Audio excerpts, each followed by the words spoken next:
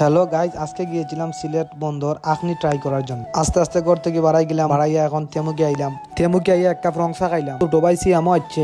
আমরা রওনা হয়ে গেলাম রিস্কা এখন লইয়া বন্দরের উদ্দেশ্যে। আইয়া পড়ে গেলাম জামও জিন্দাবাজার। সিলেটের আমার সব থেকে বেশি জাম জিন্দাবাজার। আমরা আইছি মাতি মাতি বন্দর। সিয়াম রাখলাম, সিয়াম আজকে তো আখনি খানি হইব। হ্যাঁ ওই ভাই আজকে খানি হইব। এই সেই বিখ্যাত আখনির দোকান যেখানে 2005 সাল থেকে আখনি বিক্রি করে। তো আমরা ঢুকে গেলাম দোকানের ভিতরে। আমি সিয়াম রাখলাম, সিয়াম আখনি খাইতে না অন্য কিছু খাইতে। হ্যাঁ আমি ড্রিঙ্কস খাই। গিয়া দেখি আখনি তো শেষ পর্যায়ে। তারা কোনো মন্দ এক প্লেট আনিয়া দিছে আমার। আখনিটা ট্রাই করলাম। আখনিটা তো আসলে সত্যি অনেক মজা, খাইতে অনেক মজা লাগছে।